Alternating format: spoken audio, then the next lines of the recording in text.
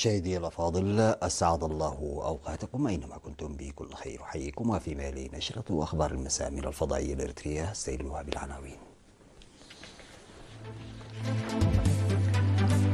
بطريرك الكنيسة الأرثوذكسية يلقي كلمة تبريكات بمناسبة عيد الميلاد المجيد. اختتام المؤتمر الدولي للدراسات الإريترية. تقييم البرامج المنفذة في إقليم الكاشبركة.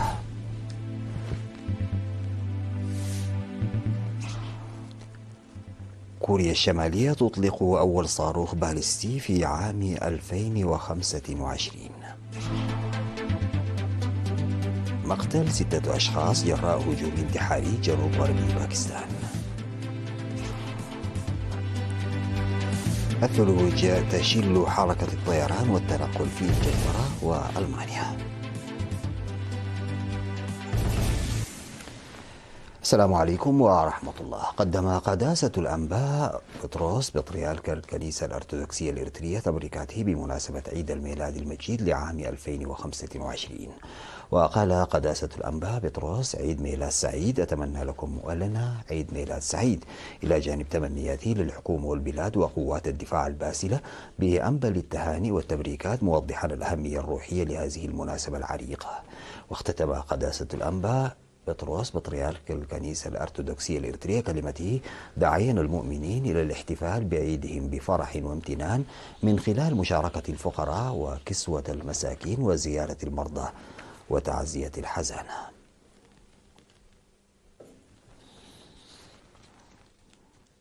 اختتم المؤتمر الدولي للدراسات الإريترية 2025 الذي افتتح يوم 4 من يناير في أسمرة. اختتم بنجاح مساء اليوم 6 من يناير. وتقدم وزير الخارجية السيد عثمان صالح في الكلمة الختامية التي ألقاها. تقدم بالشكر لكل من عمل وساهم في الاختتام الناجح للمؤتمر متعدد القطاعات، وسلط الضوء على مواردها البكرة في الزراعة والتعدين والقطاعات الأخرى والفرص الهائلة التي تخلقها. وأضاف الوزير عثمان إن المؤتمر سيعزز التزام إريتريا طويل الأمد بالمشاركة الإقليمية على أساس مبادئ السيادة والمصالح المشتركة ومعالجة التحديات المشتركة.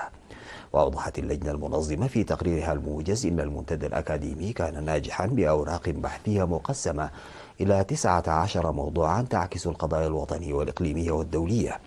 وأدركت رئيسة اللجنة المنظمة الدكتورة حليمة محمد في إفادتها لوكالة الأنباء الإريترية للمؤتمر الذي حضره أكثر من 530 من المهنيين والخبراء والباحثين، استضاف أوراق بحث مهمة وأنشطة إضافية تعكس موضوعات مختارة. وتطرق المؤتمر إلى أكثر من 150 موضوع بحث في العلوم الطبيعية والاجتماعية والزراعة والموارد البحرية والآثار والتراث الوطني وفرص وتحديات الهجرة والاقتصاد والتنمية والبيئة وتغير المناخ واللغة واللغويات والقانون والطب والعلوم الصحية والسياسة والشؤون الإقليمية والدولية والقضايا العلوم والتكنولوجيا. ورقة بحث ركزت على الشعر الشفهي وعلم الموسيقى. وحضر المؤتمر الدولي للدراسات الإريترية 2025 إريتريون وأجانب قادمون من ألمانيا وإيطاليا والمملكة المتحدة وجمهورية الصين الشعبية والاتحاد الروسي والمجر والهند ومصر وأوغندا والصومال والسودان وكوبا والولايات المتحدة الأمريكية وكندا وغيرها. وتضمنت مناقشات تفاعلية وورش عمل ومعارض تصوير وثقافة. شهد المشاركون في المؤتمر الدولي للدراسات الإريترية الذي انعقد في العاصمة أسمرة بالمستوى التنظيمي والتنسيقي إلى جانب كثافة المحتويات التي قدمت في المؤتمر. جاهز في إفاداتهم لوكالة الأنباء الإريترية في تغطية فعاليات المؤتمر الذي عقد بدءا من 4 حتى 6 من يناير الجاري بمشاركة خبراء وباحثين إريتريين وآخرين أجانب من العاملين بالبلاد والقادمين من الخارج، الذي أتاح الفرصة للتعريف بإريتريا في مختلف المجالات، معتمدا على المشاركة الواسعة للشباب الذين تلقوا تعليمهم العالي في مؤسسات التعليم العالي الإريترية. وقدم الصباح اليوم وهو اليوم الثالث للمؤتمر أوراق بحث حول الهجرة الإنسانية والأهمية الاجتماعية للصحة وتعدد الهويات والهوية الثقافية والاستعمار الحضاري والتحديات الإقليمية والدولية لتحقيق أهداف التنمية الشاملة وتحسين الأوضاع المعيشية بالقروض المصغرة وسلامة الدواء ومشاركة المجتمع في النمو الاقتصادي والتاريخ الشفهي المتوارث والتعليم التقني والدفاع القانوني للبحر الأحمر والبيئة والترويج للأعمال الفنية والاستفادة من الثروات المعدنية والتعدين السليم وضمان الغذاء ومحتوياته الصحية وعناوين أخرى مماثلة. وتزامن تقديم هذه الأبحاث مع مناقشات حول النشاط السياسي في المسارات القانونية دوليا والنمو الاقتصادي والبيئي والصحة والمرأة بالإضافة إلى تقوية المرأة ومشاركتها في التنمية الوطنية إلى جانب عروض الكتاب والفعاليات المصورة. وتحدث المواطن الدكتور روبيل هايل الذي قدم ورقة بحث عن قومية الساهو والمعيشة الرعوية في مرتفعات إريتريا عن قلة هطول الأمطار والجفاف في المناطق من زولة وأدونيس وفرو إلى عبد قيح وهيكل السكن رغم الصعوبات الطبيعية. وفي مجال الصحة قدمت الآنسة فيفن بلزة التي قدمت ورقة بحث عن حالات الإسهال دون سن الخامسة في 25 بلدا في إفريقيا جنوب الصحراء الكبرى عرضا عن التقدم المحرز والإجراءات التي يتعين اتباعها لتحقيق أهداف التنمية المستدامة في عام 2030.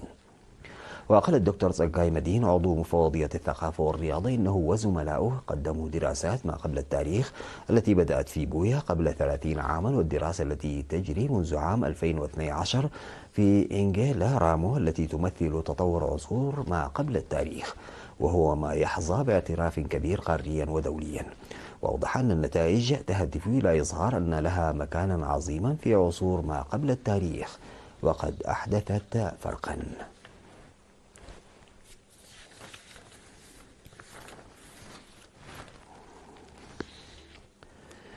عقدت إدارة إقليم الكاشبرك اجتماعا تقييميا في 3 يناير ورد فيه بأنه تم تنفيذ 85% من الخطط لعام 2024 من خلال التنسيق بين الإدارات والشعب ووحدات قوات الأمن والجيش الشعبي.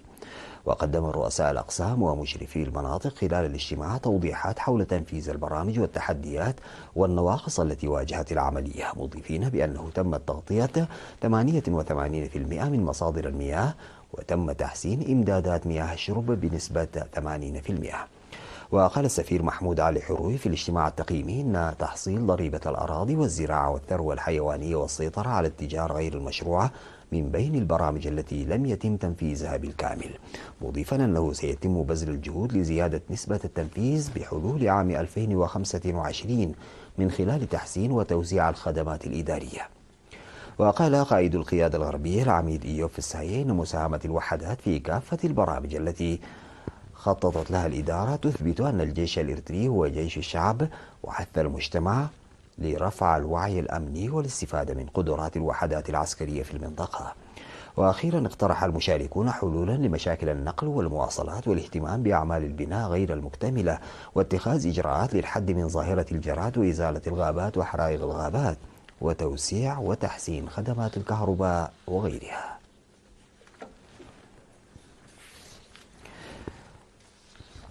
نظم أعضاء جمعية المقاتلين الفرقة 17 التابعة للقيادة 271 نفير تنظيف مقبرة الشهداء بقندع وحواليها. وأفاد أعضاء الجمعية أنهم يقومون بهذا العمل سنويا في أماكن مختلفة تمجيدا لأهمية وأمانة التضحيات التي نتج عنها استغلالية وضمان وسيادة البلاد. وأشاد مدير مديرية قندع سيد عمر يحيى بالعمل الذي يدفع بتجديد أمانة الشهداء والوفاء بها، موصيا الجمعيات المماثلة بتنظيم أنشطة وأعمال وطنية مماثلة تمجيدا لذكرى الشهداء. واختتم البرنامج بوليمة وتبادل الهدايا التذكارية. استشهد عضو إدارة إقليم شمال البحر الأحمر المناضل أحمد آدم أحمد المشهور بدبوب يوم أمس 5 يناير جراء مرض مفاجئ عن عمر ناهز 65 عاما.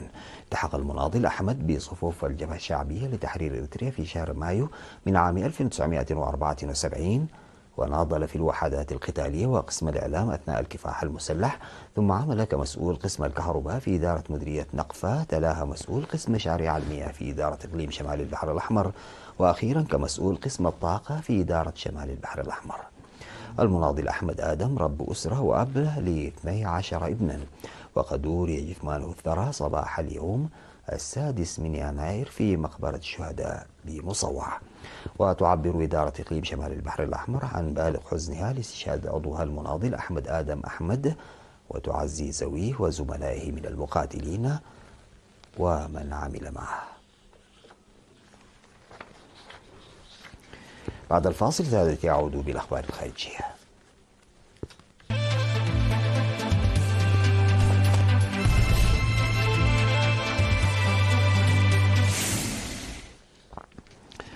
أطلقت كوريا الشمالية صاروخا باليستيا باتجاه بحر الشرق وفق ما أفاد الجيش الكوري الجنوبي. وقال الجيش الكوري الجنوبي في بيان: أطلقت كوريا الشمالية صاروخا باليستيا غير محدد باتجاه بحر الشرق. وتزامن إطلاق الصاروخ مع زيارة يقوم بها وزير الخارجية الأمريكي أنتوني بلينكن إلى سيول لإجراء محادثات مع عدد من وزرائها الرئيسيين. هذه التجربة الصاروخية لبيونغ يانغ هي الأولى في هذا العام الجديد، وتأتي بعد آخر تجربة في نوفمبر عندما أطلقت كوريا الشمالية صاروخا باليستيا عابرا للقارات يعمل بالوقود الصلب الأكثر تطورا وقوة. وردا على ذلك أطلقت كوريا الجنوبية صاروخا باليستيا في البحر في استعراض للقوة. لقي 6 أشخاص مصرعهم وأصيب أكثر من 40 بجروح جراء هجوم انتحاري استهدف موكبا لقوات الأمن في منطقة تيربت بإقليم بلوشستان جنوب غربي باكستان. وأوضحت الشرطة المحلية أن الانتحاري كان يستقل سيارة مفخخة صدم بها موكبا مكونا من حافلات كانت تقل رجالا من قوات حرس الحدود من مدينة كراتشي إلى مدينة كويتا، حيث استهدف الحافل الأخير في الموكب، مما أدى إلى تدميرها ومقتل 6 أشخاص كانوا على متنها. وأضافت أن قوات الأمن وفرق الإغاثة قامت بنقل الضحايا إلى المستشفيات في مدينة كويتا. بجانبه أدان رئيس الوزراء الباكستاني شهباز شريف ورئيس حكومة إقليم بلوشستان سيرفراز بيكتي أدانا الهجوم، مؤكدين عزمهما على مواصلة الحرب ضد الإرهاب. اجتاحت عاصفة عاتية عددا من الدول الأوروبية وأمريكا تركزت آثارها بشكل كبير على المملكة المتحدة وألمانيا، فقد أدت الأحوال الجوية القاسية إلى شل حركة المطارات، تعطل الطرق والسكك الحديدية، وعرقلت حياة الملايين، مع توقعات باستمرار تأثيرات الطقس في الأيام القادمة. في المملكة المتحدة تسبب الطقس العاصف بتعطيل واسع النطاق لا سيما في شمال إنجلترا، حيث وصلت سماكة الثلوج إلى 40 سنتيمترا على المرتفعات التي تزيد عن 300 متر. وأعربت السلطات عن مخاوفها من انقطاع المجتمعات الريفية عن الخدمات الأساسية. وفي ألمانيا تسبب الطقس القاسي في حالة من الفوضى مع انتشار الثلوج والجليد في أنحاء البلاد خاصة في الجنوب الغربي. وأصدرت السلطات تحذيرات من الجليد الأسود الذي يشكل خطرا كبيرا على السائقين والمشاة، داعية السكان للبقاء في منازلهم إذا أمكن. وضربت عاصفة شديدة الولايات المتحدة، وحذر خبراء الأرصاد الجوية من أن الملايين في شرق البلاد يواجهون ظروفا جوية قاسية، بينما ستشهد بعض المناطق تساقطا للثلوج هو الأكثر كثافة منذ عقد من الزمن.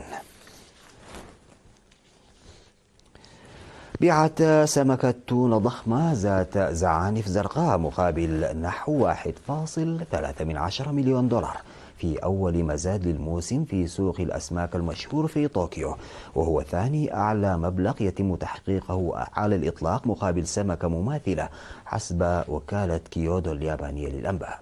وأضافت الوكالة أن المبلغ الهائل الذي بيعت به سمكة التونة الضخمة التي تزن 276 كيلوغراما يزيد الآمال بين اليابانيين في أن تواصل البلاد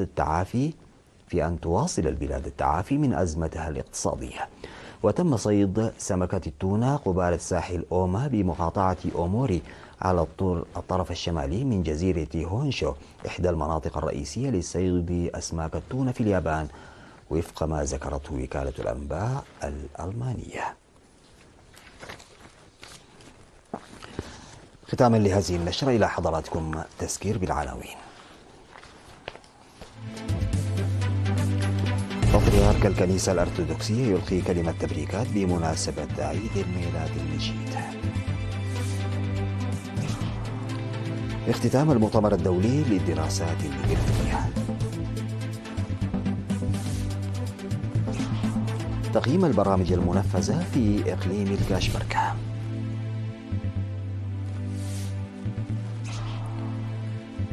كوريا الشمالية تطلق أول صاروخ باليستي في عام 2025. مقتل 6 أشخاص جراء هجوم انتحاري جنوب غرب باكستان. الثلوج تشل حركة الطيران والتنقل في إنجلترا وأمريكا.